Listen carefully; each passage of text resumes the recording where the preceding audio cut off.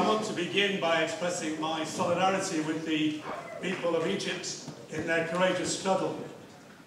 The outcome of those events that are now taking place in Tahrir Square and elsewhere throughout Egypt undoubtedly will have massive reverberations throughout the whole of the Middle East, and no less than in Palestine. If you doubt that, hear what Benjamin Netanyahu had to say at 4 o'clock this afternoon. He expressed grave concerns at the development of the situation in Egypt and said he was fearful that it would lead to an ongoing turmoil. He's fearful because it's quite clear that as far as Israel is concerned, Egypt is a strategic ally. They say that quite clearly. The Jerusalem Post, one of the Israeli newspapers, over the weekend talked about the events that were taking place in Egypt and said, and it's an old cliche, but it's true, that if Egypt sneezes, then Israel catches a cold. The article concluded by saying that Egypt has just had a heart attack. I think that's true, because undoubtedly Egypt and Israel have been the twin pillars of United States policy in the Middle East, trying to forge what George Bush called the Greater Middle East, a plan to ensure American dominance of the whole region, a plan which saw Egypt and Israel as intrinsic to that, and in so doing made it quite clear by donating billions of dollars to the Israeli regime and billions of dollars to the Egyptian regime. The total amount of aid given to the two countries amounts to in excess of $4.5 billion last year. The amount of aid given to Africa, which is living in poverty, was a mere 16% of that. But even those donations that were given to Israel and Egypt were overwhelmingly of one kind: military. And the object clearly of the military aid that was given to the Egyptian government was in order to suppress and keep in check the Egyptian people. Well, they have shown by their courage and determination over the last few days that they don't intend to be intimidated. And a change of political regime, not merely a change of names of who is the president, but a change in the character of the regime in Egypt would have wide reverberations, as I said, throughout the whole of the Middle East.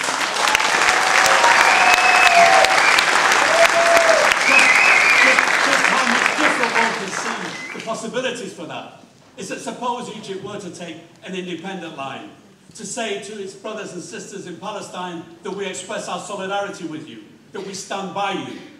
We would not have seen, in my view, the attack on the people of Gaza in 2009 when 1,440 Palestinians were murdered by the Israeli army.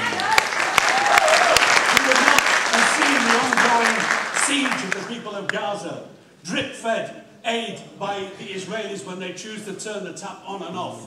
Instead, I hope we will see the Gaza crossing completely open and the people of Gaza not having to rely on tunnels.